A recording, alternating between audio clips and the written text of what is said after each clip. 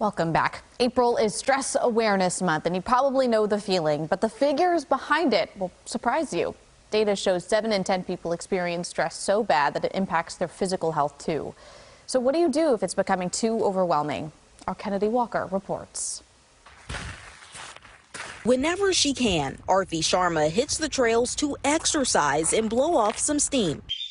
No phones, no distractions, just herself and nature. It helps me be present and engaged instead of just what's next. And when she's done, she cools down with yoga. Even these few moments are so relaxing. This is something she does to cope with her stress, a battle she's faced since she was a child. I just remember constantly worrying. These things are not really sort of talked about in the South Asian community, so it wasn't until probably when I was in college that I even knew. Arthi says her stress was becoming unbearable. She was constantly overwhelmed at work, and after a scary panic attack, she knew something had to give. I was burnt out. I was working 24/8, and I didn't have any sort of life outside of work.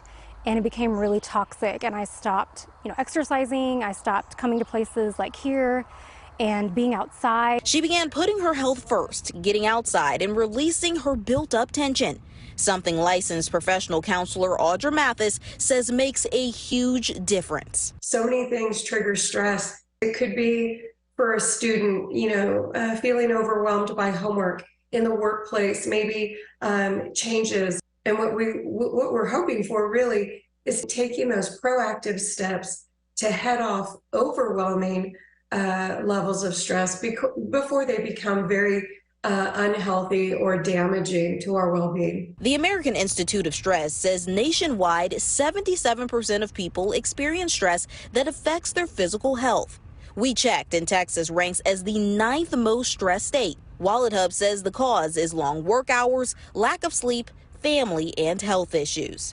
Sometimes we need help, and a big part of our culture is recognizing that sometimes we can't do it all, and we don't have to be that super person at all times. But what should you do if you are experiencing stress? Mathis says keep a journal to write down your thoughts. Reach out to friends and family for help, and exercise.